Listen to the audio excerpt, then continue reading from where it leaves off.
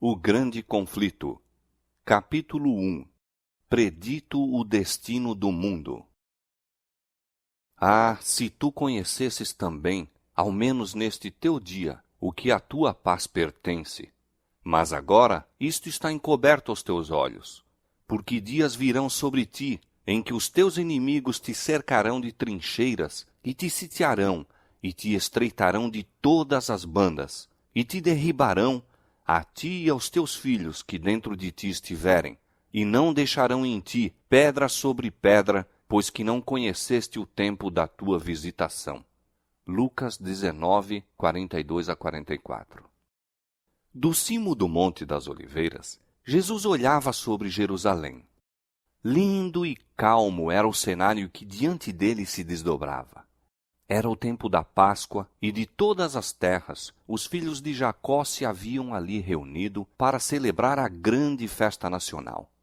Em meio de hortos e vinhedos, e declives verdejantes juncados das tendas dos peregrinos, erguiam-se as colinas terraplanadas, os majestosos palácios e os maciços baluartes da capital de Israel.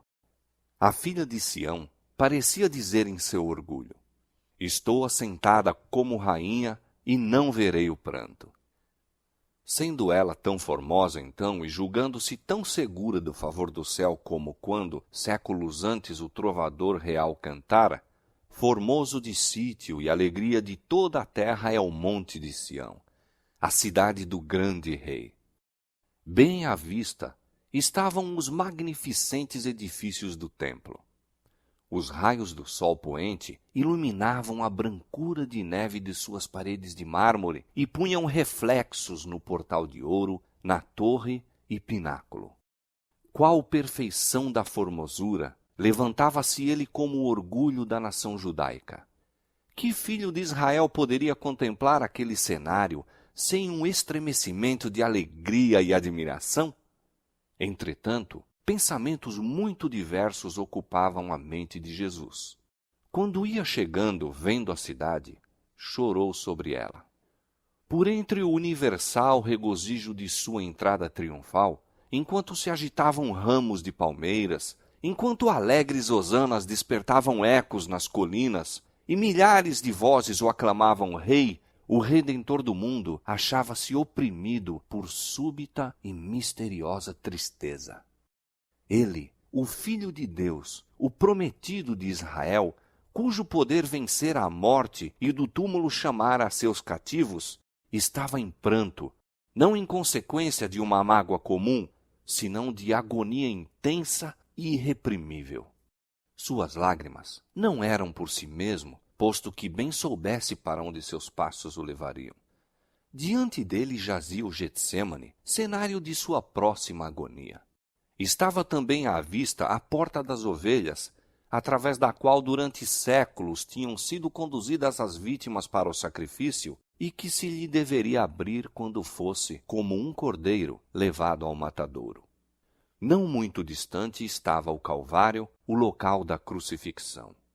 Sobre o caminho que Cristo logo deveria trilhar, cairia o terror de grandes trevas ao fazer ele de sua alma uma oferta pelo pecado.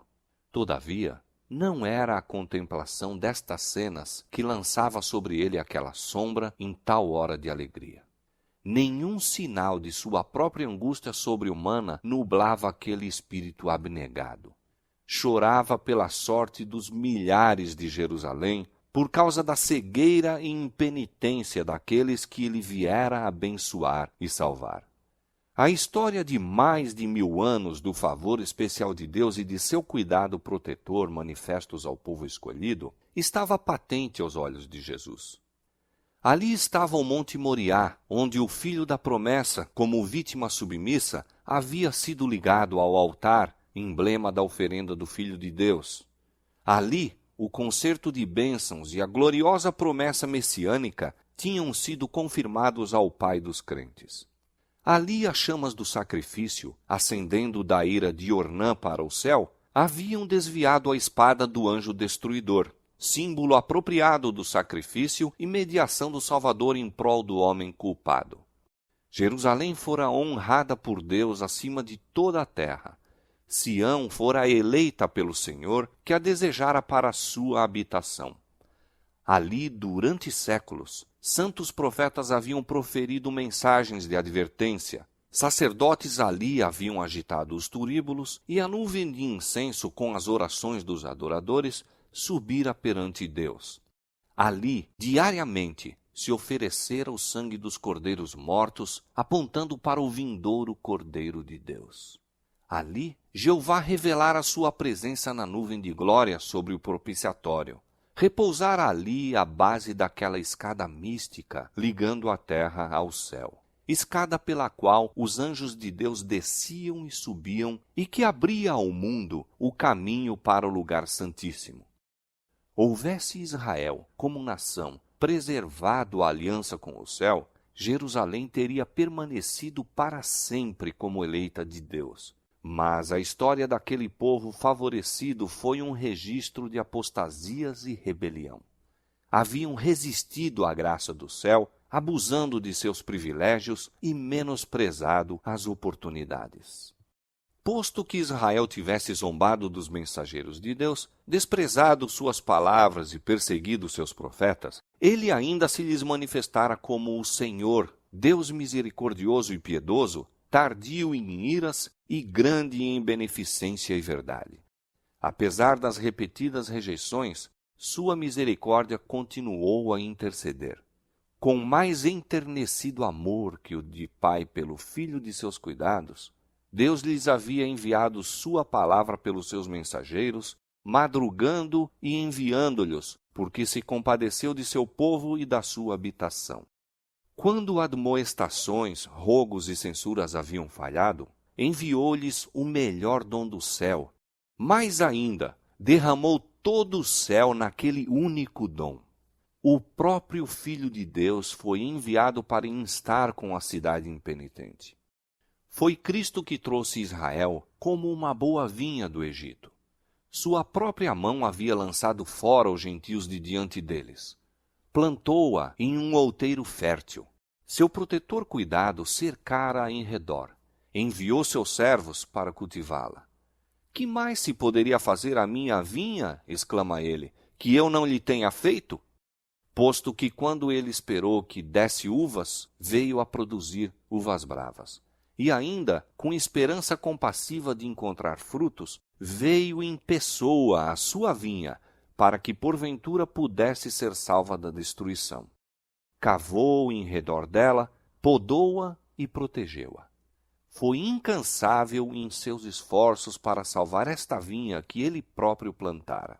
Durante 3 anos, o Senhor da luz e glória entrara e saíra por entre o seu povo.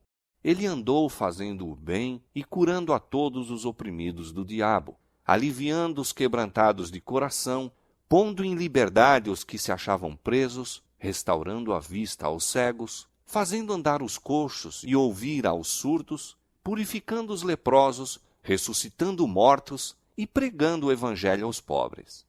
A todas estas classes igualmente foi dirigido o gracioso convite: vinde a mim, todos os que estáis cansados e oprimidos, e eu vos aliviarei. Conquanto lhe fosse recompensado o bem com o mal, e o seu amor com o ódio, ele prosseguiu firmemente em sua missão de misericórdia. Jamais eram repelidos os que buscavam a sua graça. Como viajante sem lar, tendo a ignomínia e a penúria como porção diária, viveu ele para ministrar as necessidades e abrandar as desgraças humanas, para insistir com os homens a aceitarem o dom da vida. As ondas de misericórdia, rebatidas por aqueles corações obstinados, retornavam em uma vaga mais forte de terno e inexprimível amor. Mas Israel se desviara de seu melhor amigo e único auxiliador. Os rogos de seu amor haviam sido desprezados, seus conselhos repelidos, ridicularizadas suas advertências. A hora de esperança e perdão passava-se rapidamente. A taça da ira de Deus, por tanto tempo adiada, estava quase cheia. As nuvens que haviam estado a acumular-se durante séculos de apostasia e rebelião, ora enegrecidas de calamidades, estavam prestes a desabar sobre um povo criminoso, e aquele que unicamente os poderia salvar da condenação iminente fora menosprezado, injuriado, rejeitado e seria logo crucificado. Quando Cristo estivesse suspenso da cruz do Calvário, teria terminado o tempo de Israel como nação favorecida e abençoada por Deus. A perda de uma alma que seja é calamidade infinitamente maior que os proveitos e tesouros de todo um mundo. Entretanto, quando Cristo olhava sobre Jerusalém, achava-se perante ele a condenação de uma cidade inteira, de toda uma nação. Sim, aquela cidade e nação que foram as escolhidas de Deus, seu tesouro peculiar.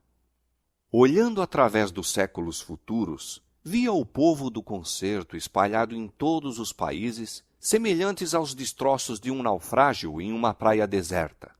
Nos castigos prestes a cair sobre seus filhos, não via ele senão o primeiro gole daquela taça de ira que no juízo final deveriam esgotar até as fezes.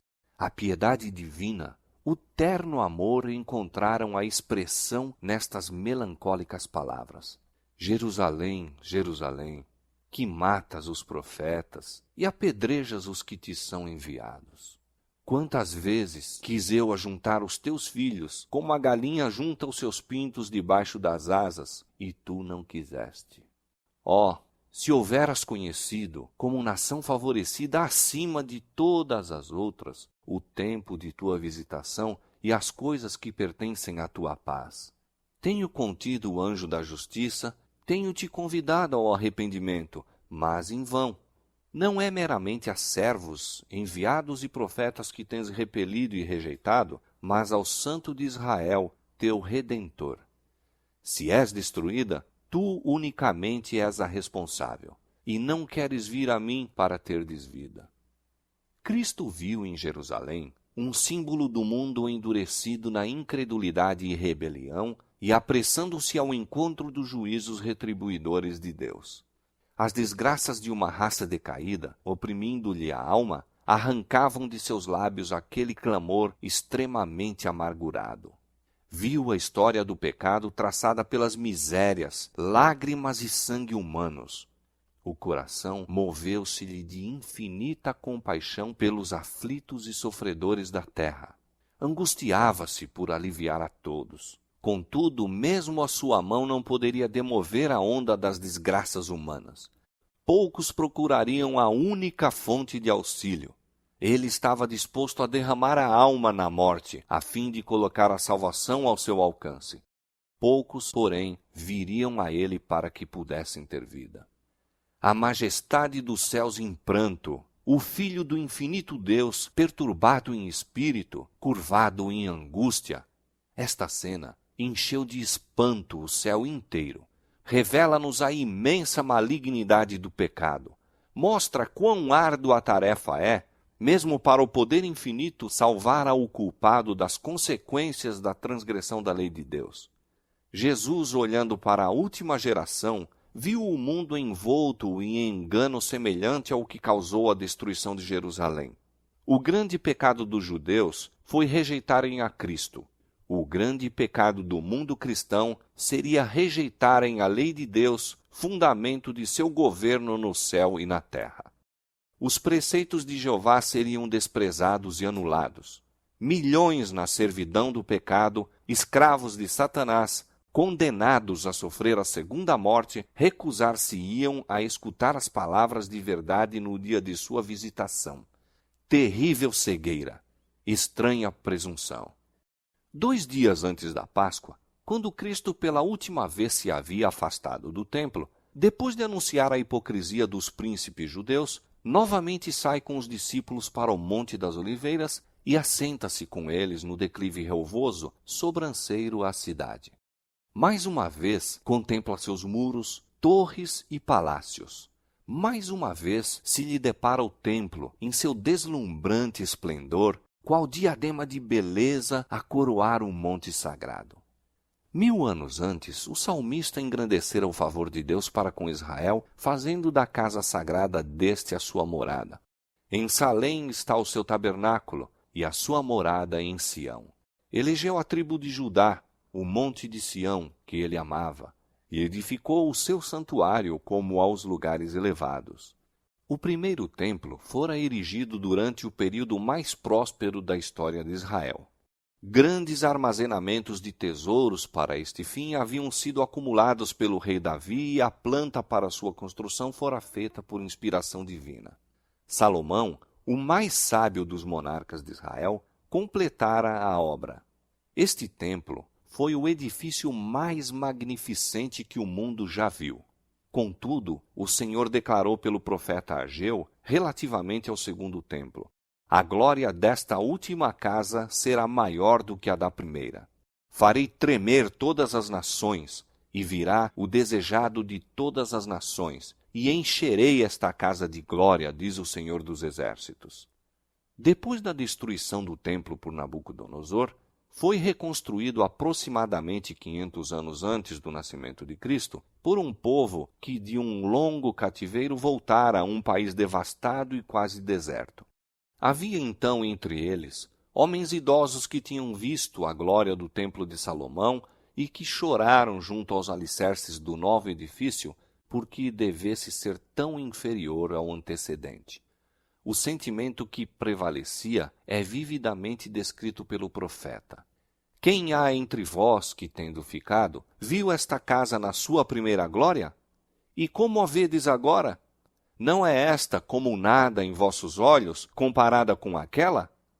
Então foi feita a promessa de que a glória desta última casa seria maior do que a da anterior. Mas o segundo templo não igualou o primeiro em esplendor, tampouco foi consagrado pelos visíveis sinais da presença divina que o primeiro tivera. Não houve manifestação de poder sobrenatural para assinalar sua dedicação. Nenhuma nuvem de glória foi vista a encher o santuário recém-erigido. Nenhum fogo do céu desceu para consumir o sacrifício sobre o altar. O Shequiná não mais habitava entre os querubins no lugar santíssimo. A arca, o propiciatório, as tábuas do testemunho não mais deviam encontrar-se ali. Nenhuma voz ecoava do céu para tornar conhecida ao sacerdote inquiridor a vontade de Jeová. Durante séculos, os judeus em vão se haviam esforçado por mostrar que a promessa de Deus feita por Ageu se cumprira. Entretanto, o orgulho e a incredulidade lhes cegavam a mente ao verdadeiro sentido das palavras do profeta. O segundo templo não foi honrado com a nuvem de glória de Jeová, mas com a presença viva daquele em quem habita corporalmente a plenitude da divindade, que foi o próprio Deus manifesto em carne. O desejado de todas as nações havia em verdade chegado a seu templo quando o homem de Nazaré ensinava e curava nos pátios sagrados. Com a presença de Cristo, e com ela somente, o segundo templo excedeu o primeiro em glória. Mas Israel afastara de si o dom do céu que lhe era oferecido. Com o humilde mestre que naquele dia saíra de seu portal de ouro, a glória para sempre se retirara do templo.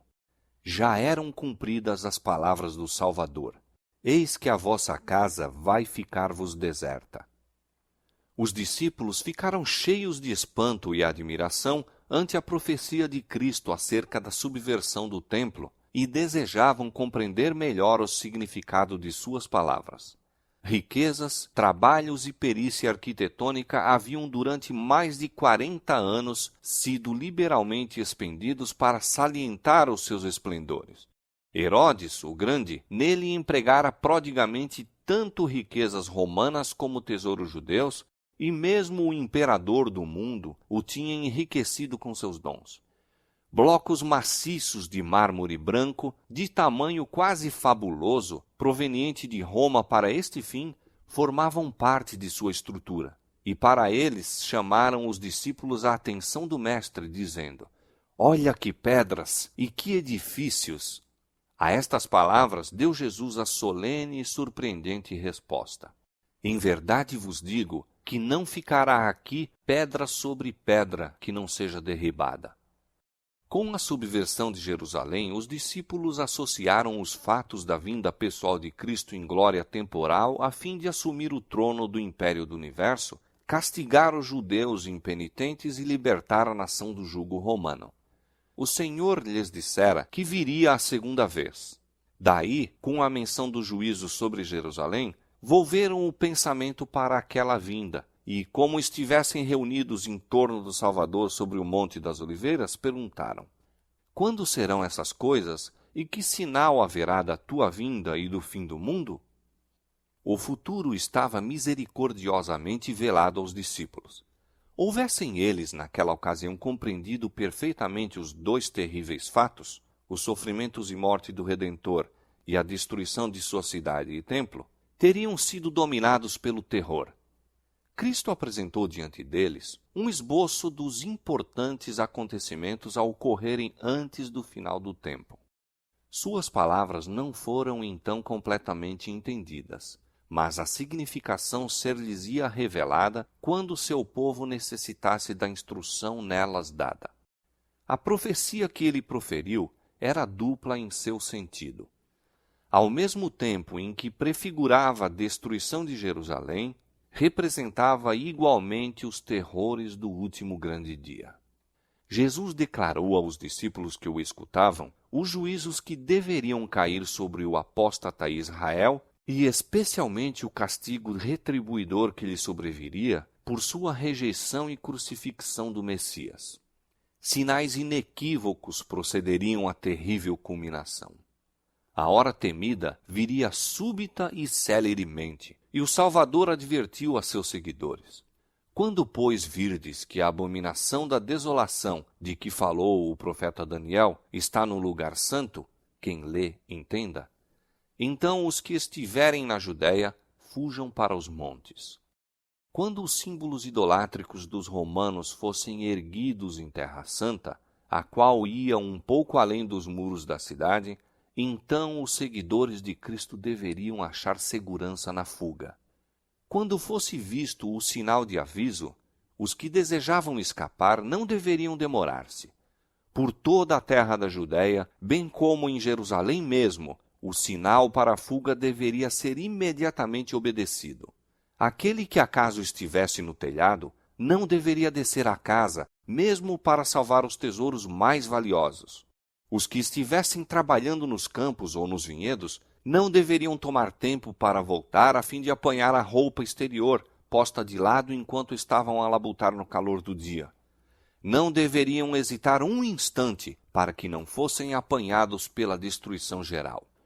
No reinado de Herodes, Jerusalém não só havia sido grandemente embelezada, mas pela ereção de torres, muralhas e fortalezas, em acréscimo à força natural de sua posição, tornara-se aparentemente inexpugnável.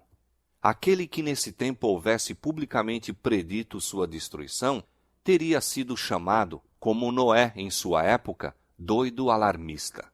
Mas Cristo dissera: o céu e a terra passarão, mas as minhas palavras não hão de passar. Por causa de seus pecados, foi anunciada a ira contra Jerusalém, e sua pertinaz incredulidade selou-lhe a sorte. O Senhor tinha declarado pelo profeta Miqueias: ouvi agora isto, vós, chefes da casa de Jacó, e vós, maiorais da casa de Israel, que abominais o juízo e perverteis tudo o que é direito, edificando a Sião com sangue e a Jerusalém com injustiça. Os seus chefes dão as sentenças por presentes, e os seus sacerdotes ensinam por interesse, e os seus profetas adivinham por dinheiro, e ainda encostam ao Senhor, dizendo: não está o Senhor no meio de nós? Nenhum mal nos sobrevirá.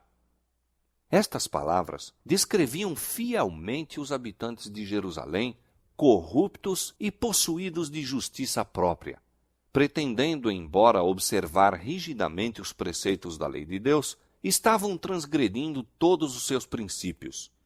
Odiavam a Cristo porque a sua pureza e santidade lhes revelavam a iniquidade própria, e acusavam-no de ser a causa de todas as angústias que lhes tinham sobrevido em consequência de seus pecados.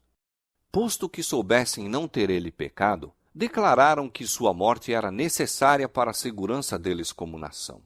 Se o deixarmos assim, disseram os chefes dos judeus, todos crerão nele, e virão os romanos e tirar-nos-ão o nosso lugar e a nação. Se Cristo fosse crucificado, eles poderiam uma vez mais se tornar um povo forte e unido. Assim raciocinavam e concordavam com a decisão de seu sumo sacerdote de que seria melhor morrer um homem do que perecer toda a nação. Assim, os dirigentes judeus edificaram a Sião com sangue e a Jerusalém com injustiça. E além disso, ao mesmo tempo em que mataram seu Salvador porque lhes reprovava os pecados, tal era a sua justiça própria que se consideravam como o povo favorecido de Deus e esperavam que o Senhor os livrasse dos inimigos. Portanto, continuou o profeta, por causa de vós, Sião será lavrada como um campo e Jerusalém se tornará em montões de pedras e o monte desta casa em lugares altos de um bosque. Durante quase 40 anos depois que a condenação de Jerusalém foi pronunciada por Cristo mesmo, retardou o Senhor os seus juízos sobre a cidade e nação. Maravilhosa foi a longanimidade de Deus para com os que lhe rejeitaram o Evangelho e assassinaram o Filho. A parábola da árvore infrutífera representava o trato de Deus para com a nação judaica. Fora dada a ordem: corta-a! Porque ocupa ainda a terra inutilmente? Mas a misericórdia divina poupara ainda um pouco de tempo. Muitos havia ainda dentre os judeus que eram ignorantes quanto ao caráter e obra de Cristo, e os filhos não haviam gozado das oportunidades, nem recebido a luz que seus pais tinham desprezado. Mediante a pregação dos apóstolos e de seus cooperadores, Deus faria com que a luz resplandecesse sobre eles. Ser-lhes-ia permitido ver como a profecia se cumprira não somente no nascimento e vida de Cristo, mas também em sua morte e ressurreição. Os filhos não foram condenados pelos pecados dos pais. Quando, porém, conhecedores de toda a luz dada a seus pais, os filhos rejeitaram mesmo a que lhes fora concedida a mais, tornaram-se participantes dos pecados daqueles e encheram a medida de sua iniquidade. A longanimidade de Deus para com Jerusalém apenas confirmou os judeus em sua obstinada impenitência. Em seu ódio e crueldade para com os discípulos de Jesus, rejeitaram o último oferecimento de misericórdia. Afastou Deus então deles a proteção, retirando o poder com que restringia a Satanás e seus anjos, de maneira que a nação ficou sob o controle do chefe que haviam escolhido. Seus filhos tinham desdenhado a graça de Cristo, que os teria habilitado a subjugar seus maus impulsos, e agora estes se tornaram os vencedores. Satanás suscitou as mais violentas e vis paixões da alma. Os homens não raciocinavam. Achavam-se fora da razão, dirigidos pelo impulso e cega raiva. Tornaram-se satânicos em sua crueldade. Na família e na sociedade, entre as mais altas como entre as mais baixas classes, havia suspeita, inveja, ódio, contenda, rebelião, assassínio. Não havia segurança em parte alguma. Amigos e parentes traíam-se mutuamente. Pais matavam aos filhos e filhos aos pais. Os príncipes do povo não tinham poder para governar-se. Desenfreadas paixões faziam-nos tiranos. Os judeus haviam aceitado falso testemunho para condenar o inocente Filho de Deus. Agora as falsas acusações tornavam insegura sua própria vida. Pelas suas ações, durante muito tempo tinham estado a dizer: fazei que deixe de estar o Santo de Israel perante nós. Agora, seu desejo foi satisfeito. O temor de Deus não mais os perturbaria. Satanás estava à frente da nação e as mais altas autoridades civis e religiosas estavam sob o seu domínio. Os chefes das facções oponentes, por vezes, se uniam para saquear e torturar suas desgraçadas vítimas e novamente caíam sobre as forças uns dos outros, fazendo impiedosa matança. Mesmo a santidade do templo não lhes refreava a horrível ferocidade. Os adoradores eram assassinados diante do altar e o santuário contaminava-se com corpos de mortos. No entanto, em sua cega e blasfema presunção, os instigadores desta obra infernal publicamente declaravam que não tinham receio de que Jerusalém fosse destruída, pois era a própria cidade de Deus. A fim de estabelecer mais firmemente seu poder, subornaram profetas falsos para proclamar, mesmo enquanto as legiões romanas estavam sitiando o templo, que o povo devia aguardar o livramento de Deus. Afinal, as multidões apegaram-se firmemente à crença de que o Altíssimo interviria para a derrota de seus adversários. Israel, porém, havia desdenhado a proteção divina e agora não tinha defesa. Infeliz Jerusalém, despedaçada por dissensões internas, com o sangue de seus filhos, mortos pelas mãos uns dos outros, a tingir de carmesim suas ruas, enquanto hostis exércitos estrangeiros derribavam suas fortificações e lhes matavam os homens de guerra. Todas as predições feitas por Cristo relativas à destruição de Jerusalém cumpriram-se à letra. Os judeus experimentaram a verdade de suas palavras de advertência. Com a medida com que tiverdes medido, vos hão de medir a vós. Apareceram sinais e prodígios prenunciando desastre e condenação. Ao meio da noite, uma luz sobrenatural resplandeceu sobre o templo e o altar. Sobre as nuvens, ao pôr do sol, desenhavam-se carros e homens de guerra reunindo-se para a batalha. Os sacerdotes que ministravam à noite no santuário aterrorizavam-se com sons misteriosos. A terra tremia e ouvia-se multidão de vozes a clamar: "Partamos daqui!" A grande porta oriental, tão pesada que dificilmente podia ser fechada por uns 20 homens e que se achava segura por imensas barras de ferro, fixas profundamente no pavimento de pedra sólida, abriu-se à meia-noite, independente de qualquer agente visível. Durante 7 anos, um homem esteve a subir e descer as ruas de Jerusalém, declarando as desgraças que deveriam sobrevir à cidade. De dia e de noite cantava ele funebremente. Uma voz do Oriente, uma voz do Ocidente, uma voz dos 4 ventos, uma voz contra Jerusalém e contra o templo, uma voz contra os noivos e as noivas, uma voz contra o povo. Este ser estranho foi preso e açoitado, mas nenhuma queixa lhe escapou dos lábios. Aos insultos e maus tratos respondia somente: "Ai, ai de Jerusalém! Ai, ai dos habitantes dela!" Seu clamor de aviso não cessou senão quando foi morto no cerco que havia predito. Nenhum cristão pereceu na destruição de Jerusalém. Cristo fizera a seus discípulos o aviso, e todos os que creram em suas palavras aguardaram o sinal prometido. "Quando virdes Jerusalém cercada de exércitos", disse Jesus, "sabei que é chegada a sua desolação. Então os que estiverem na Judéia, fujam para os montes, os que estiverem no meio da cidade saiam." Depois que os romanos, sob Sestio, cercaram a cidade, inesperadamente abandonaram o cerco quando tudo parecia favorável a um ataque imediato. Os sitiados, perdendo a esperança de poder resistir, estavam a ponto de se entregar quando o general romano retirou suas forças sem a mínima razão aparente. Entretanto, a misericordiosa providência de Deus estava dirigindo os acontecimentos para o bem de seu próprio povo.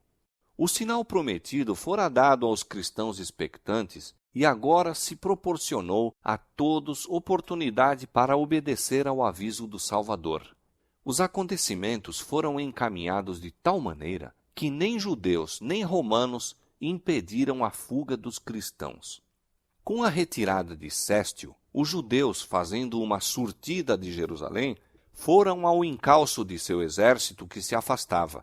E enquanto ambas as forças estavam assim completamente empenhadas em luta, os cristãos tiveram ensejo de deixar a cidade. Nesta ocasião, o território também se havia desembaraçado de inimigos que poderiam ter se esforçado para lhes interceptar a passagem.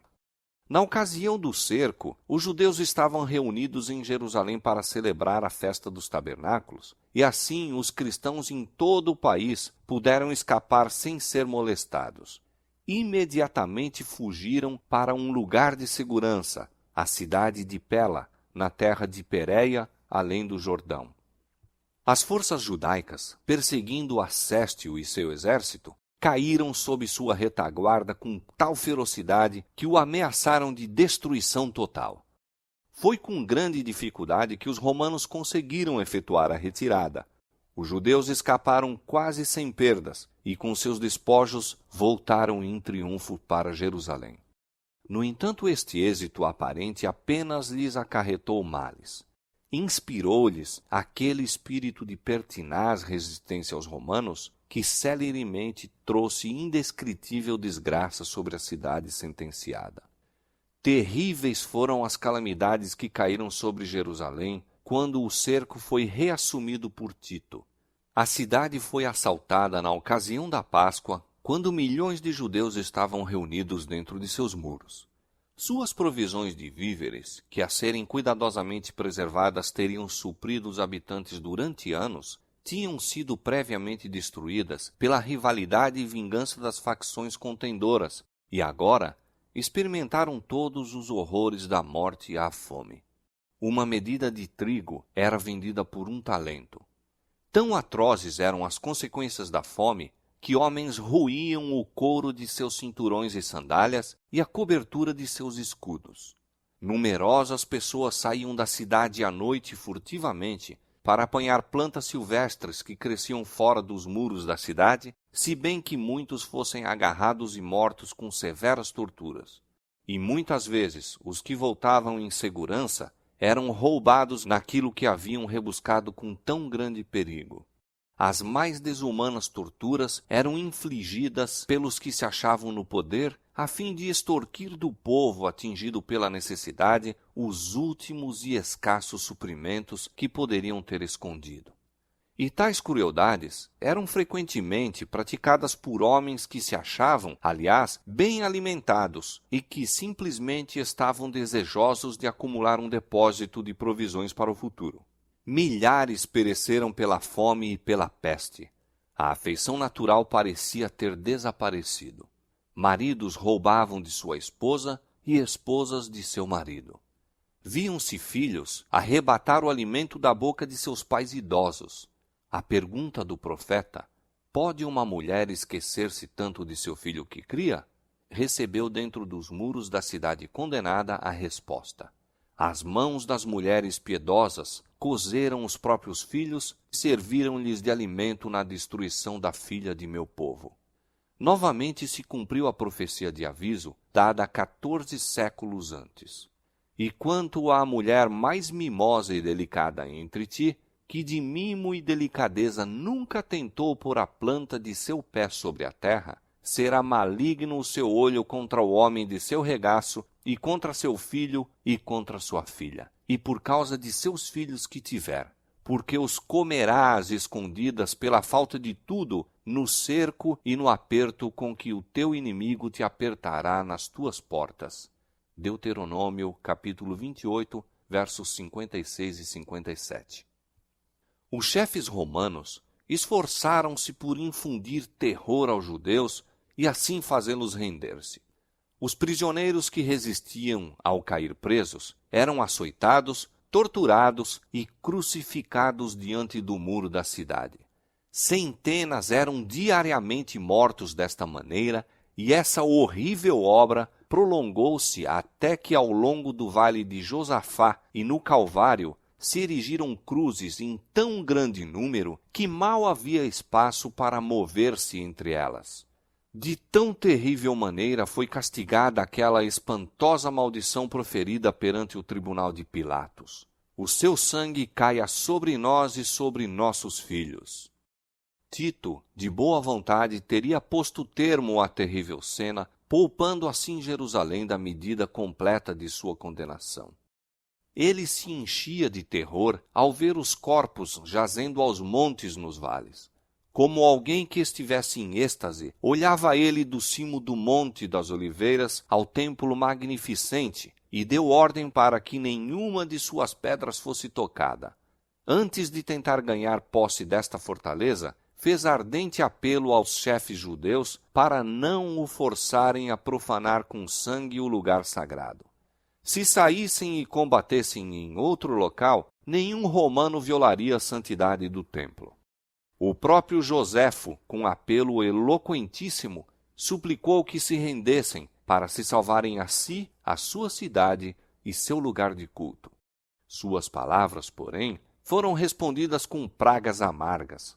Lançaram-se dardos contra ele, que era seu último mediador humano, enquanto persistia em estar com eles. Os judeus haviam rejeitado os rogos do Filho de Deus, e agora as advertências e rogos apenas os tornavam mais decididos a resistir até o último ponto. Nulos foram os esforços de Tito para salvar o templo. Alguém maior do que ele declarara que não ficaria pedra sobre pedra. A cega obstinação dos chefes dos judeus e os abomináveis crimes cometidos dentro da cidade sitiada provocaram o horror e a indignação dos romanos, e Tito finalmente se decidiu a tomar o templo de assalto. Resolveu, contudo, que, sendo possível, deveria o mesmo ser salvo da destruição. Mas suas ordens foram desatendidas. Depois que ele se retirara para sua tenda à noite, os judeus, saindo repentinamente do templo, atacaram fora os soldados. Na luta, um soldado arremessou um facho através de uma abertura no pórtico e imediatamente as salas revestidas de cedro em redor da casa sagrada se acharam em chamas. Tito precipitou-se para o local, seguido de seus generais e legionários, e ordenou aos soldados que apagassem as labaredas. Suas palavras não foram atendidas. Em sua fúria, os soldados lançaram tochas ardentes nas salas contíguas ao templo e, com a espada, assassinavam em grande número os que ali tinham procurado refúgio. O sangue corria como água pelas escadas do templo abaixo. Milhares e milhares de judeus pereceram. Acima do ruído da batalha, ouviam-se vozes bradando: Icabode! Foi-se a glória. Tito achou impossível sustar a fúria da soldadesca. Entrou com seus oficiais e examinou o interior do edifício sagrado. O esplendor encheu-os de admiração, e como as chamas não houvessem ainda penetrado no lugar santo, fez um último esforço para salvá-lo. E, apresentando-se-lhes repentinamente, de novo exortou os soldados a deterem a marcha da conflagração.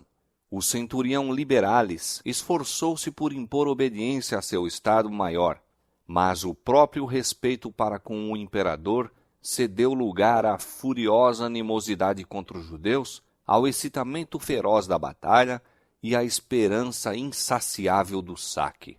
Os soldados viam tudo em redor deles resplandecendo de ouro, que fulgurava deslumbrantemente à luz sinistra das chamas. Supunham que incalculáveis tesouros estivessem acumulados no santuário. Um soldado, sem ser percebido, arrojou uma tocha acesa por entre os gonzos da porta.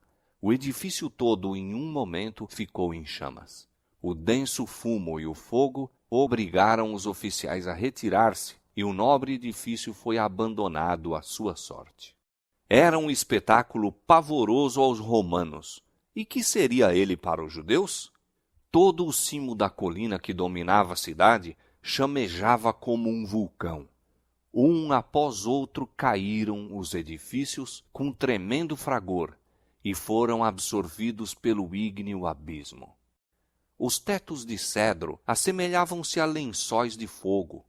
Os pináculos dourados resplandeciam como pontas de luz vermelha. As torres dos portais enviavam para cima altas colunas de chama e fumo. As colinas vizinhas se iluminavam e grupos obscuros de pessoas foram vistas a observar com horrível ansiedade a marcha da destruição. Os muros e pontos elevados da cidade alta ficaram repletos de rostos, alguns pálidos, com a agonia do desespero, outros com a expressão irada, a ameaçar uma vingança inútil. As aclamações da soldadesca romana, enquanto corriam de uma para outra parte, e o gemido dos rebeldes que estavam perecendo nas chamas, misturavam-se com o rugido da conflagração e o rumor trovejante do madeiramento que caía. Os ecos das montanhas respondiam ou traziam de volta os gritos do povo nos pontos elevados. Ao longo de todo o muro ressoavam alaridos e prantos.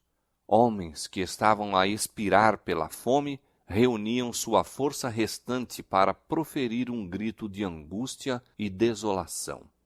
O morticínio do lado de dentro era até mais terrível do que o espetáculo visto fora. Homens e mulheres, velhos e moços, rebeldes e sacerdotes, os que combatiam e os que imploravam misericórdia, eram retalhados em indiscriminada carnificina. O número de mortos excedeu ao dos matadores. Os legionários tiveram que trepar sobre os montes de cadáveres para prosseguir na obra de extermínio. Depois da destruição do templo, a cidade inteira logo caiu nas mãos dos romanos. Os chefes dos judeus abandonaram as torres inexpugnáveis e Tito as achou desertas. Contemplou-as com espanto e declarou que Deus lhes havia entregue em suas mãos, pois engenho algum, ainda que poderoso, poderia ter prevalecido contra aquelas estupendas ameias. Tanto a cidade como o templo foram arrasados até aos fundamentos, e o terreno em que se erguia a casa sagrada foi lavrado como um campo. No cerco e morticínio que se seguiram, pereceram mais de 1 milhão de pessoas. Os sobreviventes foram levados como escravos, como tais vendidos, arrastados a Roma para brilhantar a vitória do vencedor, lançados às feras nos anfiteatros ou dispersos por toda a terra como vagabundos sem lar. Os judeus haviam forjado seus próprios grilhões.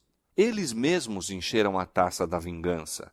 Na destruição completa que lhes sobreveio como nação e em todas as desgraças que os acompanharam depois de dispersos, não estavam senão recolhendo a colheita que suas próprias mãos semearam. Diz o profeta: para tua perda, ó Israel, te rebelaste contra mim. Pelos teus pecados tens caído. Seus sofrimentos são muitas vezes representados como sendo castigo a eles infligido por decreto direto da parte de Deus. É assim que o grande enganador procura esconder sua própria obra. Pela obstinada rejeição do amor e misericórdia divina, os judeus fizeram com que a proteção de Deus fosse deles retirada e permitiu-se a Satanás dirigi-los segundo a sua vontade. As horríveis crueldades executadas na destruição de Jerusalém são uma demonstração do poder vingador de Satanás sobre os que se rendem ao seu controle. Não podemos saber quanto devemos a Cristo pela paz e proteção de que gozamos. É o poder de Deus que impede que a humanidade passe completamente para o domínio de Satanás. Os desobedientes e ingratos têm grande motivo de gratidão pela misericórdia e longanimidade de Deus, que contém o cruel e pernicioso poder do maligno. Quando, porém, os homens passam os limites da clemência divina, a restrição é removida. Deus não fica em relação ao pecador como executor da sentença contra a transgressão, mas deixa entregues a si mesmos os que rejeitam sua misericórdia para colherem aquilo que semearam. Cada raio de luz rejeitado, cada advertência desprezada ou desatendida, cada paixão contemporizada, cada transgressão da lei de Deus é uma semente lançada, a qual produz infalível colheita. O Espírito de Deus, persistentemente resistido, é afinal retirado do pecador, e então poder algum permanece para dominar as más paixões da alma e nenhuma proteção contra a maldade e inimizade de Satanás. A destruição de Jerusalém constitui tremenda e solene advertência a todos os que estão tratando levianamente com os oferecimentos da graça divina e resistindo aos rogos da misericórdia de Deus. Jamais foi dado um testemunho mais decisivo do ódio ao pecado por parte de Deus e do castigo certo que recairá sobre o culpado. A profecia do Salvador relativa aos juízos que deveriam cair sobre Jerusalém há de ter outro cumprimento, do qual aquela terrível desolação não foi senão tênue sombra. Na sorte da cidade escolhida, podemos contemplar a condenação de um mundo que rejeitou a misericórdia de Deus e calcou a pés a sua lei. Tenebrosos são os registros da miséria humana que a terra tem testemunhado durante seus longos séculos de crime. Ao contemplá-los, confrange-se o coração e o espírito desfalece. Terríveis têm sido os resultados da rejeição da autoridade do céu. Entretanto, cena ainda mais tenebrosa se apresenta nas revelações do futuro. Os registros do passado, o longo cortejo de tumultos, conflitos e revoluções, a armadura daqueles que pelejavam com ruído e os vestidos que rolavam no sangue, que são em contraste com os terrores daquele dia em que o Espírito de Deus será totalmente retirado dos ímpios, não mais contendo a explosão das paixões humanas e ira satânica. O mundo contemplará então, como nunca antes, os resultados do governo de Satanás. Mas naquele dia, bem como na ocasião da destruição de Jerusalém, livrar-se-á o povo de Deus, todo aquele que estiver inscrito entre os vivos. Cristo declarou que virá a segunda vez para reunir a si os seus fiéis. E todas as tribos da terra se lamentarão e verão o Filho do Homem vindo sobre as nuvens do céu com poder e grande glória. E ele enviará os seus anjos com rijo clamor de trombeta, os quais ajuntarão os seus escolhidos desde os quatro ventos, de uma a outra extremidade dos céus. Então, os que não obedecem ao Evangelho serão consumidos pelo Espírito de sua boca e serão destruídos com o esplendor de sua vinda. Como o antigo Israel, os ímpios destroem-se a si mesmos, caem pela sua iniquidade. Em consequência de uma vida de pecados, colocaram-se tão fora de harmonia com Deus, sua natureza se tornou tão aviltada com o mal, que a manifestação da glória divina é para eles um fogo consumidor. Acautelem-se os homens, para que não aconteça negligenciarem a lição que lhes é comunicada pelas palavras de Cristo. Assim como ele preveniu seus discípulos quanto à destruição de Jerusalém, dando-lhes um sinal da ruína que se aproxima para que pudessem escapar, também advertiu o mundo quanto ao dia da destruição final e lhes deu sinais de sua aproximação para que todos os que queiram possam fugir da ira vindoura. Declara Jesus: e haverá sinais no sol, na lua e nas estrelas, e na terra angústia das nações. Os que contemplam estes prenúncios de sua vinda devem saber que está próximo às portas. Vigiai, pois, são suas palavras de advertência. Os que atendem ao aviso não serão deixados em trevas para que aquele dia os apanhe desprevenidos. Mas aos que não vigiarem, o dia do Senhor virá como ladrão de noite. O mundo não está mais preparado para dar crédito à mensagem para este tempo do que estiveram os judeus para receber o aviso do Salvador relativo a Jerusalém. Venha quando vier, o dia do Senhor virá de improviso aos ímpios. Correndo a vida sua rotina invariável, encontrando-se os homens absortos nos prazeres, negócios, comércio e ambição de ganho, estando os dirigentes do mundo religioso a engrandecer o progresso e ilustração do mundo e achando-se o povo embalado em uma falsa segurança, então, como um ladrão à meia-noite, rouba na casa que não é guardada, sobrevirá repentina destruição aos descuidados e ímpios e de nenhum modo escaparão.